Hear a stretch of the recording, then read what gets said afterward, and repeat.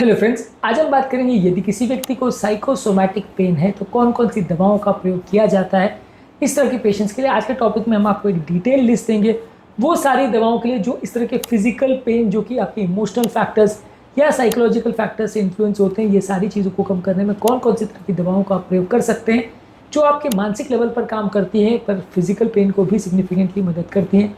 इन सारी दवाओं पर आज हम डिस्कस करेंगे। किस किस इंडिकेशन के दवाओं को यूज़ किया जाता है, क्या साइड इफेक्ट्स हैं, क्या इसके डोजेज पैटर्न है, ये सारी चीज़ों पर हम शॉर्ट में बात करेंगे। टॉपिक पर जाने से पहले जो लोग हमारे चैनल पर नए हैं उन्हें रिक्वेस्ट करूंगा कि चैनल को सब्सक्राइब करें, वीडियोस को लाइक करें, शेयर करें, फॉलो करें, कमेंट करें, पूरा देखें। टॉपिक इंपॉर्टेंट है, इसे एंड तक देखिएगा। चलिए शुरू करते हैं।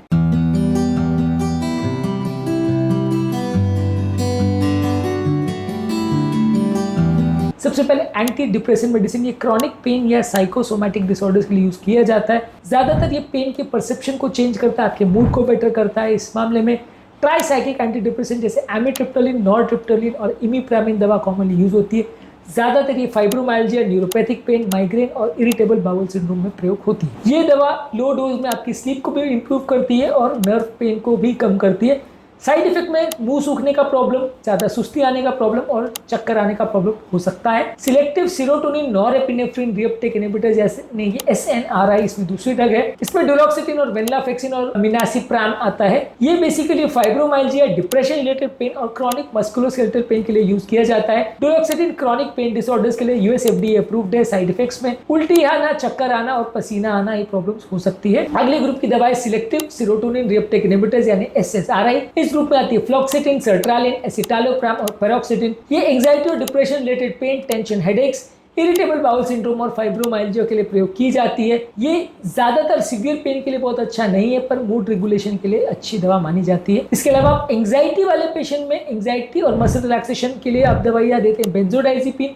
बेंजोडाइजिपिन में थोड़ी आदत लगने का चांस रहता है। इस ग्रुप में क्लोनाजिपैम, अल्प्राजोलैम, डायजिपैम, एटिजोलैम दवाई का प्रयोग होता है। जहां पर व्यक्ति को एंजाइटी ज्यादा है, पैनिक डिसऑर्डर ज़्यादा है या मसल स्पाज्म ज़्यादा है, वहाँ पे शॉर्ट टर्म के लिए ये दवाओं का प्रयोग किया जाता है पर इससे आदत पड़ने का अंदेशा रहता है, इसलिए लॉन्ग टर्म इसका प्रयोग नहीं करते हैं। मसल रिलैक्सेशन में साइक्लोबेंजाप्रिन, बैक्लोफेन और टिजानिडिन का प्रयोग किया जाता है। ये tension type headaches, muscle type pain के लिए और फाइब्रोमाइल्जिया के लिए प्रयोग किया जाता है। इसके अलावा न्यूरोपैथिक पेन के लिए आप नर्व इंड्यूस्ड जो सेंट्रल स्टिमुलेशन होता है उसके लिए आप यूज करते हैं प्रीगैबालिन या गाबापेंटिन। ये क्रॉनिक पेन, फाइब्रोमाइल्जिया और नर्व रिलेटेड पेन जो एंजाइटी और स्ट्रेस से आता है उसके लिए प्रयोग किया जाता है। स्लीप में भी मदद करता है। कुछ लोग को पेन से हाइपर सेंसिटिविटी होती है, उसमें भी हेल्प करता है। किसी किसी को वजन बढ़ना, चक्कर आना और किसी किसी को इससे बहुत ज़्यादा नींद आने का प्रॉब्लम हो सकता है। इसके अलावा सिंपल पेन किलर्स और पैरासीटामोल का प्रयोग कर सकते हैं जो साइकोसोमैटिक पेन में रिलीफ के लिए मदद कर सकता है। आइबुप्रोफेन, नेप्रोक्सिन, एसिटामिनोफेन का प्रयोग किया जाता है माइल्ड पेन के लिए। ये लॉन्ग टर्म सोल्यूशन नहीं है, छोटे मोटे टाइम के लिए आप पेन के रिलीफ के लिए इसको दे सकते हैं।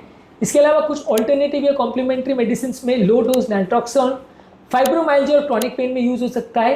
कॉग्निटिव बिहेवियरल थेरेपी और मेडिकल कैनाबिस का प्रयोग कर सकते हैं क्रॉनिक पेन और एंजाइटी रिलेटेड पेन के लिए। मैग्नीशियम, ओमेगा 3 फैटी एसिड्स और विटामिन डी का सप्लीमेंट्स का प्रयोग कर सकते हैं मसल पेन के लिए, मसल टेंशन के लिए और इन्फ्लेमेशन के लिए।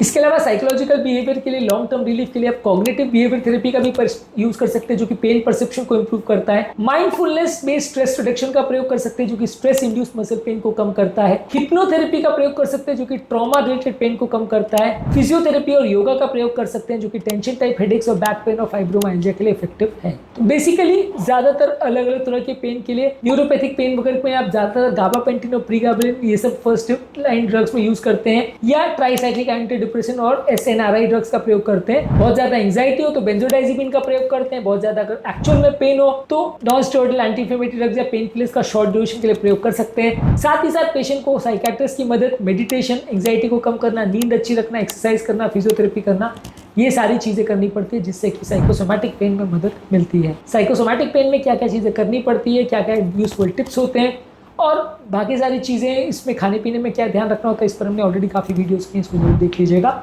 उम्मीद करूंगा कि आज के टॉपिक में कुछ नई बातें जानने को मिली होगी। जो लोग हमारे चैनल पर नए हैं उन्हें रिक्वेस्ट करूंगा चैनल को सब्सक्राइब करें, वीडियोस को लाइक करें, शेयर करें, फॉलो करें, कमेंट करें, पूरा